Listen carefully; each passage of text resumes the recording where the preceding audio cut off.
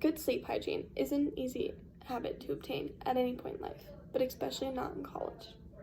For many of us, it's the first time we're living on our own, working, going to school, paying bills, and experiencing so many new, different, and exciting things that sleep just isn't even on the radar. That being said, college-age individuals are the primary culprits in 3 things which negatively impact sleep: late night eating, caffeine intake, and blue light exposure. Despite the fact that we run a higher risk of exposing ourselves to things that negatively impact our sleep, things and habits that negatively impact our sleep, knowing more about them can provide us with options. When it comes to late night eating, college students run in some of the highest prevalence. Grubhub, a food delivery service, released statistical data that identified that 1 in 4 orders placed by college-age individuals occur in late night hours. 25% doesn't seem like a lot, but 25% of the orders being placed in a 4-hour time window kind of is.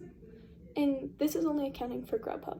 It's not including Uber Eats, Postmates, drive-thrus, or late night snacks that they're having at home. And in addition to that, it's obvious that college students aren't sleeping at that time. The issue itself isn't getting the food, it's eating it late at night. This is because when we eat late at night, our intestinal muscles and metabolism begin to function at high rates when they should be resting. Meaning that when we do go to bed or try to go to bed, either we struggle to fall asleep or struggle to stay asleep. Meaning that we don't get that restorative sleep that we so desire. Late night eating isn't the only thing that we partake in. Caffeine intake is a huge factor as well. The University of Kentucky conducted a study and found that almost 80% of their freshman class consumed more than the daily value for caffeine.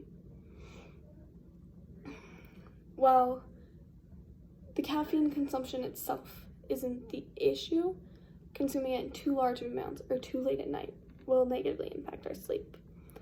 That is because caffeine is considered to be a stimulant, which is a drug that increases our heart rate and our alertness, which clearly, when we're going to sleep, we need a low heart rate, and being super alert and on edge isn't going to help us. In addition to that, caffeine blocks the neurotransmitter adenosine from binding in our brain, which that transmitter is responsible for telling our brain that we're tired and that we need our sleep.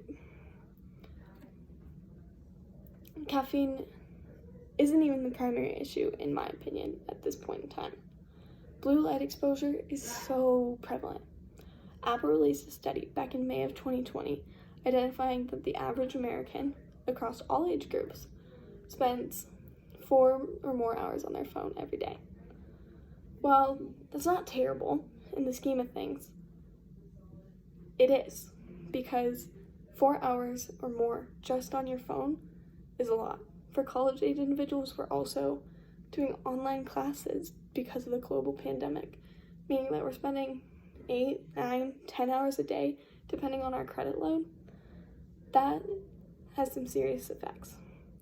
What that does is it impacts the circadian rhythm within our bodies, which is essentially our internal clock, telling us it's what wakes us up in the morning because it's light out. It's our natural instinct. So that blue light exposure tricks our brain into thinking that it's earlier than it is because we've had so much light, that it makes it harder for us to fall asleep.